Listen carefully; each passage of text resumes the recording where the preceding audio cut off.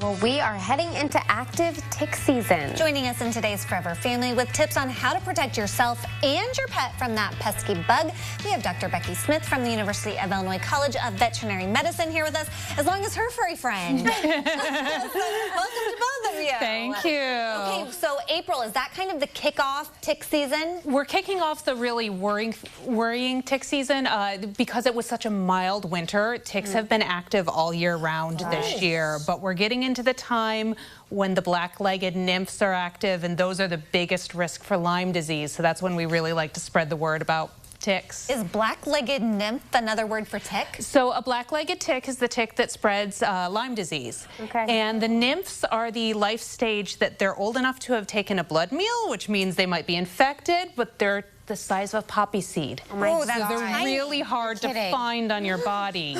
They might look like a freckle. Yes. Oh my gosh, that's so scary. So then how would you actually know that you have a tick?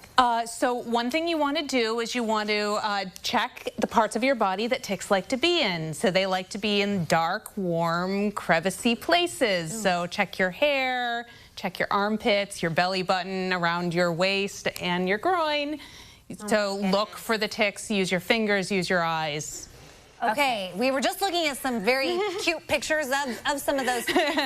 What kind are these, and are they all worrisome? Yes, these are pictures that are all worrisome. So that one is an American dog tick. You find them all over Illinois. We've found them everywhere we've looked for them. Okay. This is the black-legged tick. That's the one that carries Lyme disease. So that's a female on the left and a male on the right, and that's how we look for them. We pull cloths around the ground and try to find them on those cloths. Wow. So, and there's also Lone Star ticks, which we worry about. Those are the ones with the big white dot in the middle of their back. You find more of those in southern Illinois, and you find more black-legged in northern Illinois, but you can find all of them anywhere in Illinois. So if you find a tick on yourself or your pet, what do?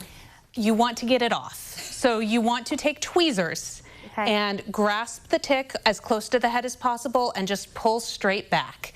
Don't try to scare it out with a match or Vaseline. I know a lot of people like those techniques. That's actually more dangerous. So it's best to just grab it with the tweezers and pull it straight out. There's tools you can get, things like the tick twister, that can help you take it off. But really, just don't use your hands. When you pull it off, you can crush it under a shoe or flush it down the drain. Or you can stick it in the freezer and keep it around if you want to get it tested later. Okay, that's what I was going to say, because I am having a son who has pandas, and that's from Lyme disease. Yeah. It could be from Lyme disease. Yeah. A lot of parents are like, they had a tick and we want to send it off and make sure he doesn't have it. We don't recommend testing the ticks when you find them on yourself for two reasons. Why? One, by the time you have symptoms, you'll have symptoms before you get the tick testing results back. So it's better not to wait for the testing results. And two, you found that tick. It might be a different tick that bit you. So if you find a tick and you get it tested and it's not infected, you don't know if there was another tick. So which one should you decide to send a picture in or something? Or if you find a tick on yourself, you can send a picture in through the Tick app. That's the app that we partner with.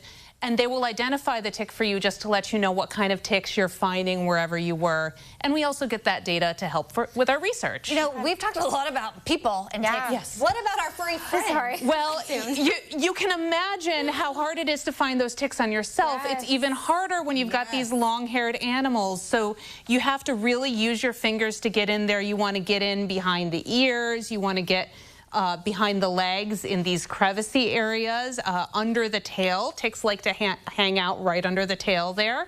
Great places to stick your hands around your dog. But we use these dogs to teach vet students how to find ticks on dogs. And how often should we be checking? Anytime you've been in an area that might have ticks. So like if you've been on a walk, if you're going on a long walk, maybe in the middle of the walk, depending on what area you've been in. Okay, and I'm sure there's some kind of treatments you can give them beforehand. Absolutely. I recommend that dogs be on tick preventive year-round. Okay. Good to know. Or just invest in a tick twister. Both. Didn't know that was a thing, but I want to be on that preventative as well. Thank you so much. Yes, thank you. Great tips, and we will have all of them posted, of course, over at CILiving.tv.